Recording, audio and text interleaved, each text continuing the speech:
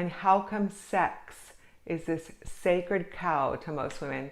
And if they don't feel like having sex with their husbands, they should not have sex with their husbands.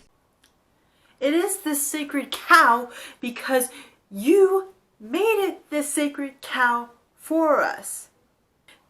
Come on, ladies, you must be chaste. Hold your purity, hold your virginity above his head like it's some kind of prize to be won. We are taught to guard our purity, guard our body, guard our virginity for our husbands.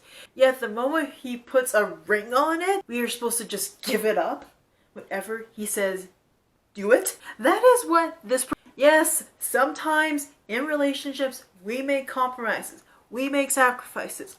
Don't pretend that. Don't get that. Like, hey, honey, would you like to go for a walk with me? I would really appreciate it if you went for a walk with me. Sorry, I'm kind of in the middle of this book here. But he knows that if he goes for a walk with me, he'll get to spend some more time with me. And they know that if they went for the walk with me, I would be more receptive to compromising with them later. Or they could just decide to read their book in peace tonight. But the person I marry ought to be my partner. Take my feelings into consideration. Talk to me. Be like, demand sex from me. You know? Like, yeah, talk to me. Don't just have me wake up and you're on top with me having sex with me. Or you're fucking me sideways, because that's how men do it when they're sleep fucking after all. They're just spooning their wife and then it's just slip and be like, oh, I don't really feel like it. I mean, like, what's 5 minutes? How long does it take? 5 minutes? Honey, do you even know what good sex is? Like, I need at least 10 minutes to get in the goddamn mood. And you better damn cuddle after, bitch. Have you ever had an orgasm?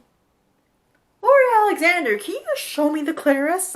We live our lives by doing what's right, by obeying God, even when we don't feel like it. Yes, and that even includes sex. Sex makes children, and sex makes husband happy, and husband happy makes Lord happy.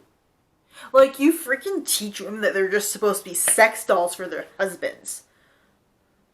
I'm sorry, if my partner wanted a sex doll, he could have gone and got the latest model. I'm a person.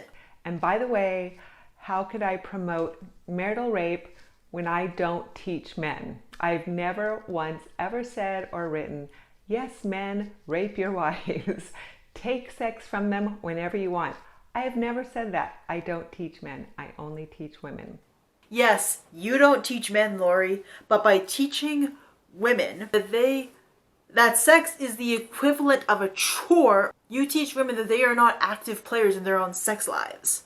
And you, by proxy, teach men that women have to be constantly open for business. And you are never the problem, because she's not supposed to deny you sexual intimacy. Or, you know, maybe she's just tired for the day. Or, I don't know, maybe you should, like, listen to your wife and actually have an open dialogue and a conversation, like, two partners, like, two adult people, rather than just thinking, yes, your wife should have sex with you. She consented when she got married. She consented when she said yes. Like, name me any other transaction between two adults that acts like this. I guess this is why the transformed wife thinks that when you consent to sex, you consent to children too. I had 6 kids and went through absolute hell to be the perfect example of a Christian mother and godly wife, so you should too, ladies. Let's all submit together. I mean, you can't get to heaven without going through hell first, right? The Bible commands that we do not deprive our husbands of sexual intimacy. This is from... No, women, you should not deny your husband's sexual intimacy. But, like, don't I deserve some sexual intimacy too?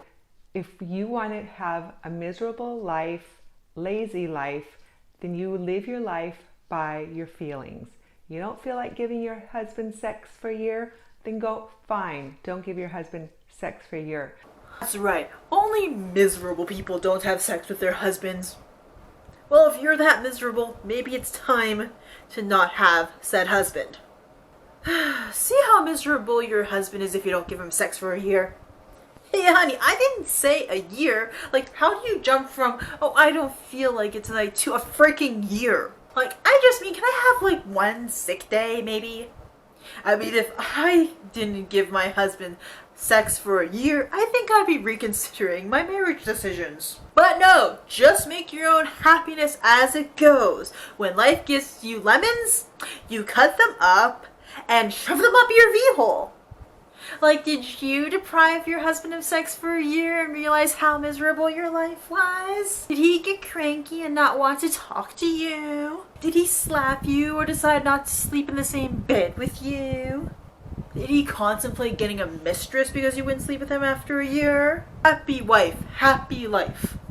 Tell that to yourself 10 times when you go to bed every night and when you wake up in the morning.